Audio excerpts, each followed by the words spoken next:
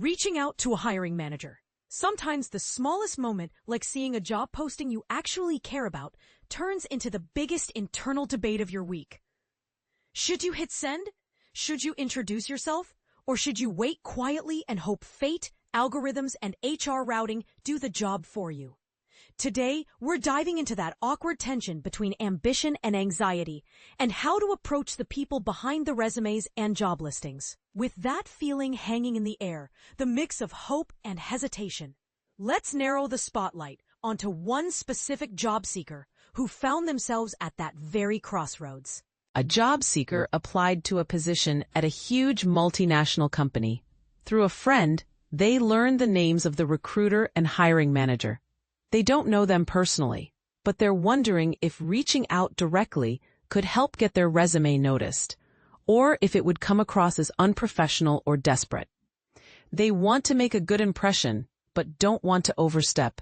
It's an experience many people have quietly struggled with, and naturally, it sparked a wide range of reactions. Let's explore those viewpoints, one perspective at a time. Just a quick welcome to Better Life FAQs.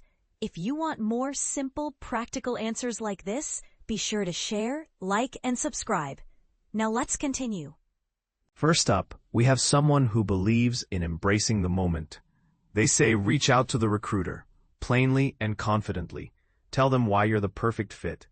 It can only help, and at worst, your resume gets a second look. This perspective leans into a refreshing, proactive energy. It reminds us that recruiters can't pick up on your enthusiasm unless you show it to them. What I like about this approach is how it transforms fear into action. Rather than worrying about seeming desperate, you reframe yourself as helpful. You're essentially saying, here's why I'm worth considering, which is a far cry from begging for attention. But of course, this relies on execution. A friendly, concise message can feel empowering. A rambling essay can feel overbearing. Still, the idea is smart because it shifts the pressure. Instead of waiting, you make a move. And even if you never hear back, it builds your confidence muscle. Imagine a scenario where a recruiter is sifting through 100 applications, then sees a thoughtful message from you. They might actually give your resume a genuine look.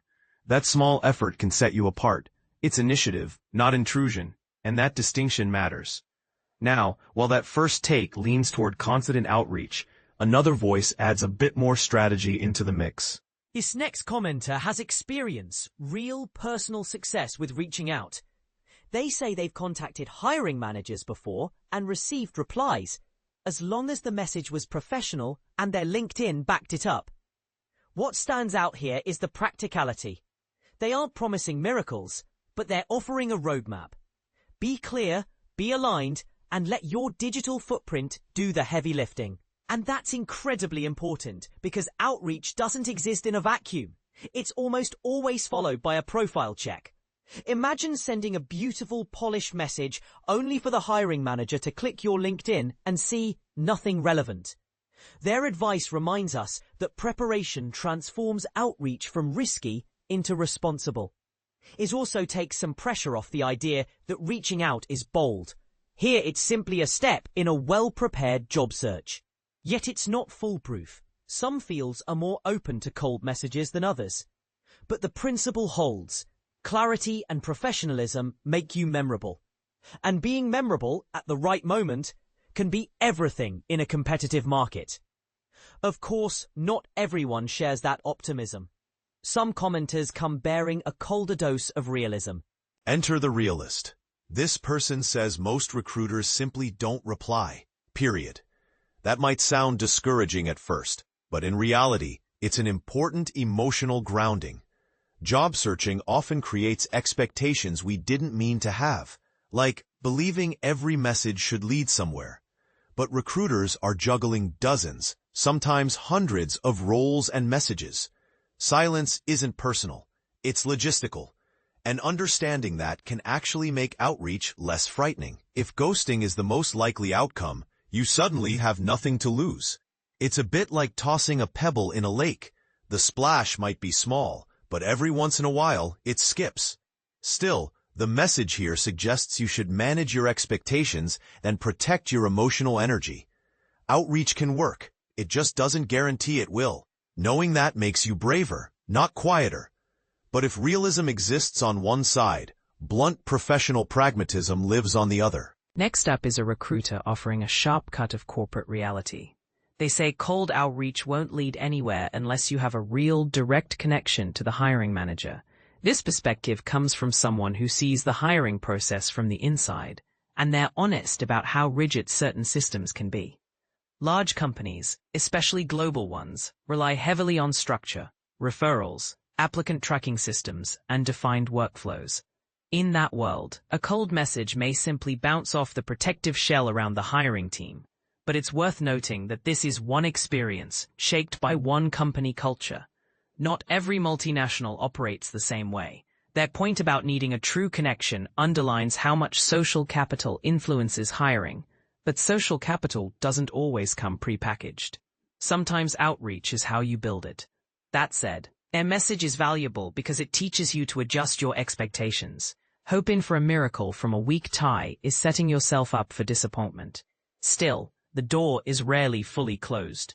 Even in strict systems, initiative can make a subtle impression. The key is understanding the environment you're sending the message into. Interestingly, while one recruiter sends a caution flag, another commenter's lived experience leans the other direction. Here comes someone with impressive success reaching out directly. They say they message hiring managers all the time on LinkedIn, and about 2/3 respond, sometimes leading to interviews. This is the kind of comment that gives job seekers a confidence boost. It proves that not all hiring managers are tucked away behind layers of bureaucracy. Some are surprisingly accessible. Their mindset is also incredibly healthy. If they respond, great. If they don't, move on. That emotional detachment is gold in a job search. It prevents overthinking and keeps momentum high. But there's also logic behind their success. Clear, respectful, intentional messages tend to stand out simply because so few people send them. In a sea of passively submitted applications, outreach signals energy, interest, and initiative. Still, it needs to be tailored. A message that feels thoughtful in one industry might feel intrusive in another. Yet overall, their approach encourages taking action without over-investing in one response. And that's how you stay resilient in a long job search. Of course, sometimes the most honest advice is the simplest and the most resigned. This next viewpoint blends hope with a shrug. They say it won't hurt you, but you'll probably get ghosted. There's something oddly comforting about this comment. It lowers the emotional stakes and leaves you feeling freer to experiment. Ghosting has become such a universal part of modern hiring that it no longer feels like a personal verdict. Instead, it's just the silence that fills the system when everyone is overwhelmed. The beauty of this advice is that it encourages outreach without attaching your self-worth to the outcome. It also recognizes that job searching requires resilience. If you only reach out when you're guaranteed an answer, you'll never reach out at all. And while the message is blunt, it's also grounding. It reminds you that action is almost always better than inaction, especially when the cost is low and the potential benefit is high. It's a practical, emotionally protective approach that fits the current job market reality. And now we shift from realism to empowerment, because one commenter brings the pep talk we all secretly need. Here comes the morale booster. They encourage not rejecting yourself. Reaching out might actually save a recruiter from digging through 500 applications. This mindset flips the entire fear script on its head. Instead of worrying about being a burden, you think of yourself as offering a solution. Recruiters often sift through huge piles of applicants, many of whom aren't even close to a match. A message from a qualified candidate can feel like a relief, not a disruption. And the subtle emotional punch of "don't reject yourself" is a reminder that self-doubt can quietly sabotage opportunities. It's powerful because it nudges you toward courage without pretending that results are guaranteed. Still, the success of this approach hinges on thoughtful communication. You're offering value, not demanding attention. And when you present yourself that way, doors tend to open more easily. It's an empowering perspective that reframes the job hunt as a partnership rather than a plea. Finally, someone chimes in with an unexpectedly relatable twist. Lots of responses, but no job yet. This last commenter adds humor to the grind. They say they reach out all the time, get a 95% response rate, and still no job yet. This comment is both amusing and painfully relatable. It reminds us that response and success are not always the same thing. You can be great at starting conversations, but still working your way toward the right opportunity. And that's okay. Their high response rate also proves that hiring managers are more approachable than many of us assume. It suggests that outreach, at the very least, expands your network and visibility, even if it doesn't instantly convert into employment. The humor in their comment softens the frustration that often comes with long job searches. It shows resilience, the ability to keep trying, keep reaching out, and keep showing up. This consistency builds professional confidence over time, even if the results take a while.